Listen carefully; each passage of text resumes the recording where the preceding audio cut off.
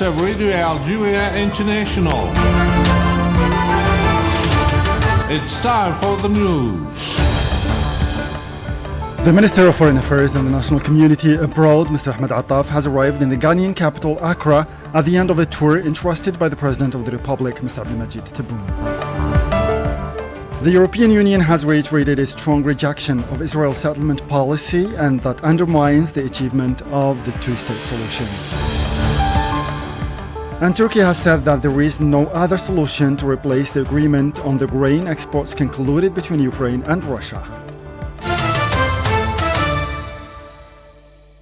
Those were the headlines, and now the news in detail from Radio Algeria International. Good afternoon. First, the Minister of Foreign Affairs and the National Community Abroad, Mr. Ahmed Attaf, has arrived in the Ghanaian capital, Accra, at the end of a tour entrusted by the President of the Republic, Mr. Abdelmajid Tebboune. Upon his arrival, Mr. Attaf was received by the President of the Republic of Ghana, Mr. Nana Akufo-Addo, to whom he conveyed the greetings of the President of the Republic, Mr. Abdelmajid Tebboune, as well as a message relating to the crisis in Niger and the prospects of intensifying and unifying efforts to promote the peaceful solution to the crisis, thus sparing for this country and the countries of the region the repercussions of a possible exacerbation in the situation. Let's listen to the Foreign Minister. I have informed President Akufo about the initiatives taken by his brother, the President of the Republic, Abdelmajid Tebboune, aimed at favoring the political process for the resolution of the crisis. This political process is the only way to achieve all the objectives to which the peoples and countries aspire within our continental organization and the African Union, supported by the Economic Community of West African States, ECOWAS. For his part, the Ghanaian President, Mr. Nana Akufo-Addo, instructed Mr. Attaf to convey his greetings and encouragement to the President Abdelmajid of the Republic, Mr. Abdelmajid Tebboune, hailing his important role and his commendable efforts aimed at contributing effectively to put an end to the crisis in Niger. The Ghanaian President also instructed the Minister to convey a message to Abdelmajid Tebboune in which he expresses the wish to meet him in the near future on the occasion of the state visit he intends to make to Algeria at the invitation of the President of the Republic. The Ministry of Foreign Affairs and the National Community Abroad has announced in a press release an upcoming visit by the President of Benin, Mr. Patrice Talon, to Algeria at the invitation of his Algerian counterpart, the President of the Republic, Mr. Abdelmajid Tebboune, with a view to giving a new impetus to bilateral relations. Entrusted by the President of the Republic, the Minister of Foreign Affairs and the National Community Abroad, Mr. Ahmed Attaf, went on Friday as part of his diplomatic tour to Cotonou, Benin, where he had lengthy talks with his Beninese counterpart, Mr. Olusegun Ajadi Bakari, during which the two ministers evoked the forthcoming visit of President Patrice Talon to Algeria at the invitation of President Abdelmajid Tebboune. The two parties agreed on means and ways to ensure the good preparation for this visit aimed at giving a new impetus to bilateral relations. And the Minister of Foreign Affairs and the National Community Abroad, Mr. Ahmed Attaf, has examined with his Beninese counterpart, Ajadi Bakari Olusegun, the recent developments in Niger and the means of helping to alleviate the crisis and securing a return to constitutional order in the country to preserve its security and stability in line with what was agreed upon by the leaders of the two countries during their telephone talks at the beginning of this crisis. A statement of the Foreign Ministry here said that the two sides affirmed their attachment to the legal framework of the African Union established at the organization's summit held in Algiers in 1999, aimed at dealing with the scourge of unconstitutional changes of government. Le principe du refus et du rejet The principle of the rejection of anti-constitutional changes is important for Algeria, given that during the African summit held in Algiers in 1999, the principle of the rejection of anti-constitutional changes was adopted. Algeria considers itself the political and moral guarantor of this principle, and we can't but strongly reaffirm it given the crisis in Niger caused by an unconstitutional change. And the two ministers also exchanged information and analysis on the efforts made in favor of peaceful solution and to avoid the use of force likely to exacerbate the challenges facing Niger and the entire region. Mr. Attaf arrived on Friday in Cotonou, Benin, as part of his diplomatic tour entrusted by the President of the Republic, Mr. Abdelmadjid Tebboune, where he had a long talk with his Beninese counterpart. The Minister of Foreign Affairs and the national community abroad, Mr. Ahmed Attaf, has received a phone call from his Italian counterpart, Antonio Tajani, who affirmed that the Italian government supports and highly welcomes the initiative of the President of the Republic, Mr. Abdelmadjid Tebboune, aimed at promoting a political solution to the crisis in Niger.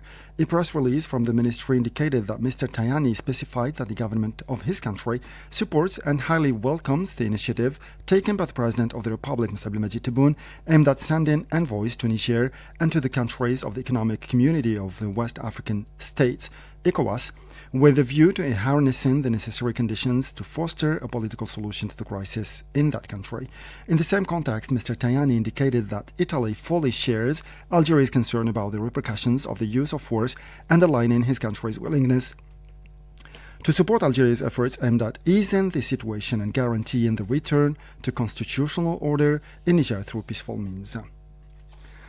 The International Doctors Without Borders organization has said that its personnel and scores of wounded civilians were trapped in the town of Niala on account of the fighting raging in the South Darfur state in Sudan's western part. It stressed that the organization's workers and thousands of civilians trapped in the area were used as human shields and lived in difficult conditions. The Doctors Without Borders stressed the necessity to guarantee a safe access to Niala and to provide basic supplies to the population considering the escalation of violence in the region. The continued fighting between the government and the Rapid Support paramilitary forces has been raging over the past weeks in several towns of the region of South Darfur and Kordofan in the northern part of the country. Still in Africa, in Somalia, the army backed by local militias has recaptured the town of Al Bur, considered a stronghold of the terrorist Al-Shabaab group in the central part of the country since 2017. Military officials said the militia-backed government forces entered the town, located 400 kilometers away from the capital Mogadishu, causing the terrorist group's members to leave the area. According to eyewitnesses, the population has been ordered by the terrorist Al-Shabaab group to leave the town in order not to be targeted. To the Middle East now, where the European Union has reiterated a strong rejection of Israel's settlement policy that undermines the achievement of the two-state solution. In a communique carried by media, the EU recalled that the Jewish settlement building was illegal regarding international law and constitutes an obstacle to peace. In this respect, it reiterated its opposition to the measures taken by the Israeli occupying authorities, including the restrictions imposed on the Palestinians' movement. Meanwhile, the president of the Palestinian National Council, Rawhi Fattouh, strongly condemned the attack carried out yesterday by the Israeli occupying forces against worshippers at the entry of the Al-Aqsa Mosque esplanade in occupied Al-Quds. He denounced the attack as a terrorist action that constitutes a violation of the freedom of worship and held the Israeli government responsible for fueling tension in the region. The Palestinian official denounced the attack carried out by the Israeli occupying forces and extremists against the Palestinians, including women, children, and the elderly, constituted a provocation towards millions of Muslims. Turkey has said that there is no other solution to replace the agreement on the grain exports concluded between Ukraine and Russia. The statement was made today in Kiev by Turkish Foreign Minister Hakan Fidan, who stressed that the search for new itineraries had started, reiterating that there were no other alternative to the original accord.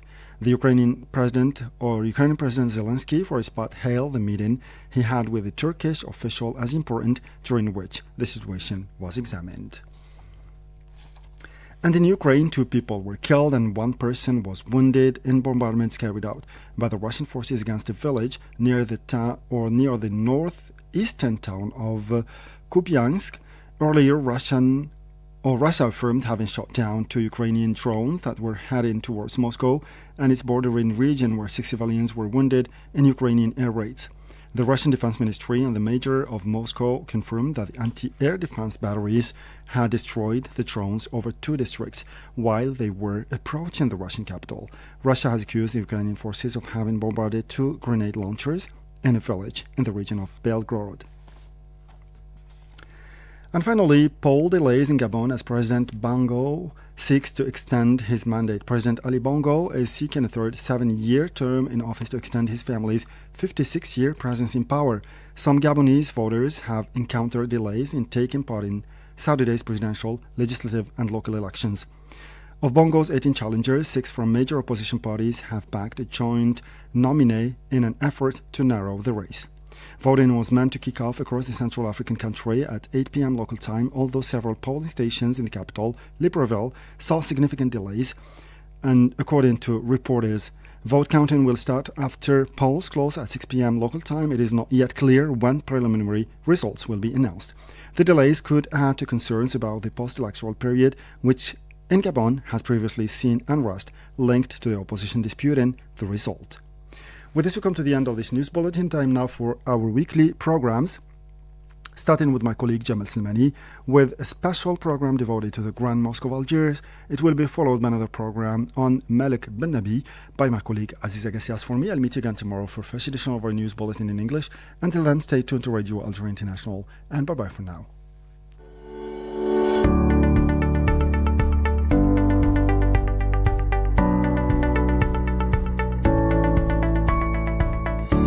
Welcome to your weekly program, Destination Algeria. I'm Jamal Semeni. There are a number of great destinations in Algeria just waiting to be discovered, a curious mixture of cultures and influences. Algeria has something interesting to see in just about every city.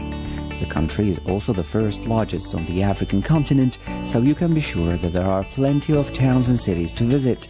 Let's visit Algeria's fascinating destinations, you and I together.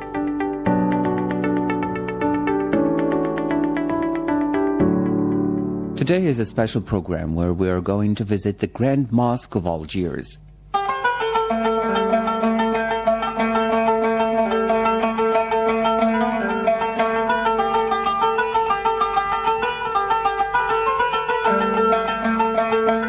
At present, the world's third largest mosque is erected in the Bay of Algiers. The mosque brings together various cultural and religious facilities. All main buildings in the mosque complex share a plinth that is in places up to 5 meters high. On this raised plateau, they are aligned from west to east in the direction of Mecca.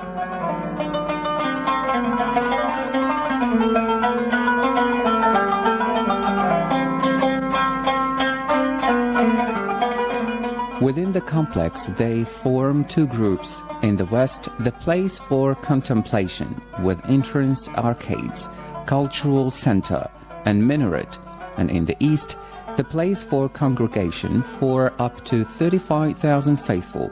A spacious park leads from the mosque complex to the buildings in the south, namely the cultural center, the library, and the Imam School.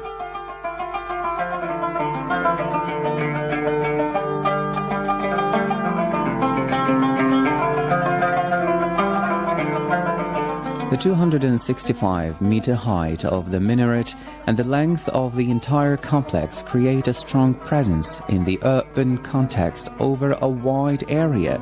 Located only 6 kilometers east of the historical town center and not far from the airport, the mosque, hosting up to 120,000 visitors a day, will encourage the future development of the adjacent district of the city.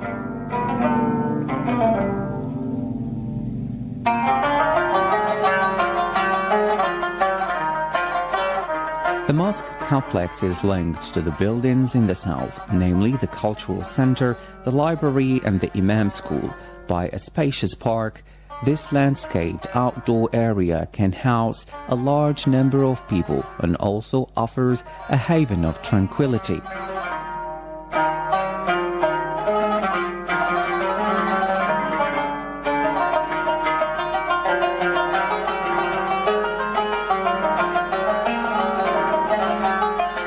Through their alignment and height, the mosque ancillary buildings reference the adjoining residential buildings to the south. In the way they are configured, they serve as a buffer zone between the city and the mosque park.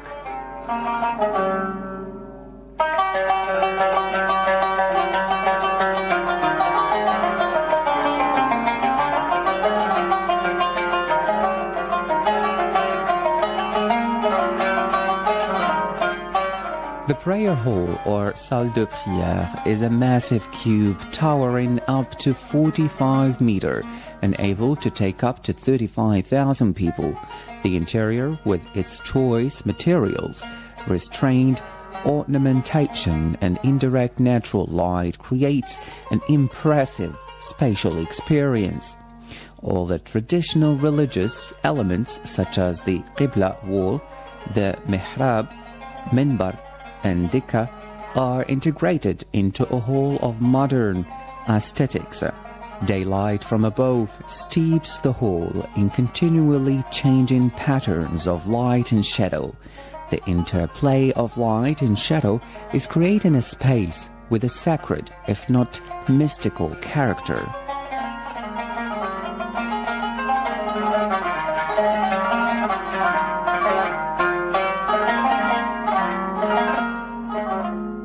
The minaret rises up to some 265 meters and is thus on the same scale as major skyscrapers.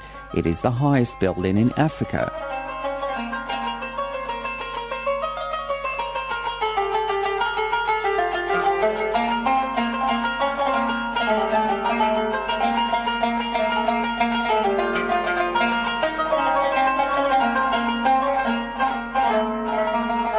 The lower stories open out invitingly to the plaza and transport visitors by means panoramic elevators into those upper stories open to the public, in which the Museum of Islamic History is housed. Above it, there are two research areas open to academics only. The multi-layered facade is made up of an outer ornamental skin made of prefabricated, perforated facade elements that protect the glass skin behind from direct solar radiation. The four access routes at the tower's corners are clad in bright natural stone. The top of the minaret will be transparent. The glass will cover the viewing platforms, one for visitors, the other for VIP guests. They offer a unique view over the city and the sea.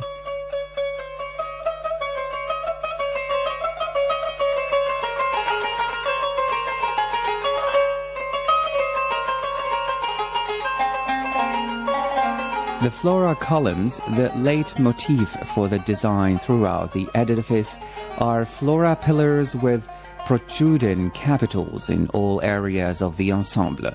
The flora columns not only blend harmoniously with the local palm vegetation, but combine load-bearing properties with other technical functions. They provide a surface acoustic equipment, while also integrating ventilation and drainage.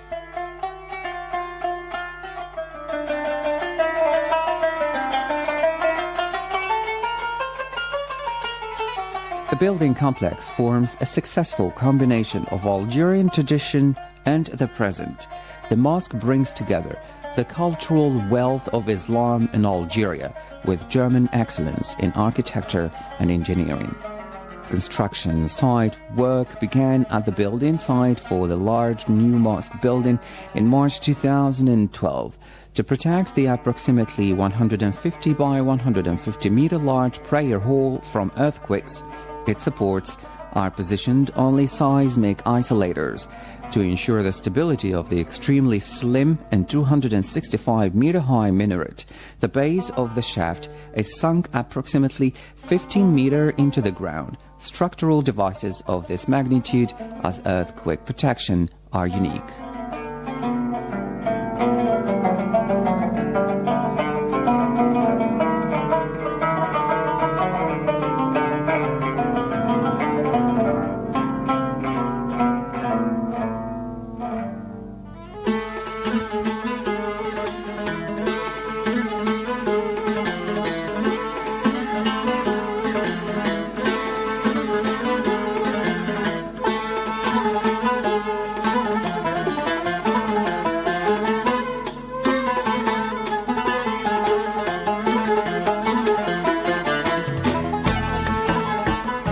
Second part of our weekly program, Destination Algeria, we focus on the Jamal Jdid Mosque.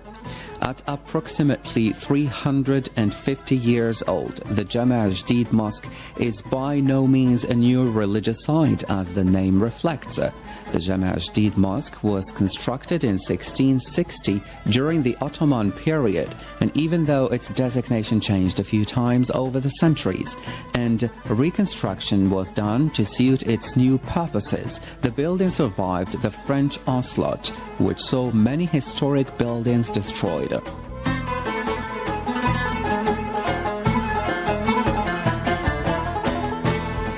As the ruling forces changed, so did the Jama' Jadid Mosque, and is today an interesting structure that reflects numerous architectural styles. Some of the styles that can be seen in the architecture include Byzantine, Italian, Turkish, and Andalusian. Through years of remodeling, visitors will enjoy this spectacular attraction as it is educational, interesting, and breathtakingly beautiful.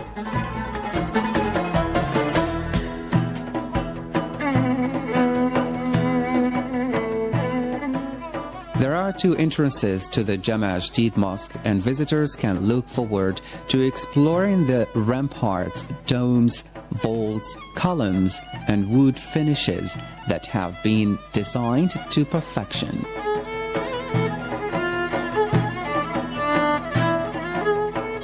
As the mosque was forced to take on the role of various religions, new designs and additions were made to accommodate each community, and so giving the mosque its unique look and atmosphere.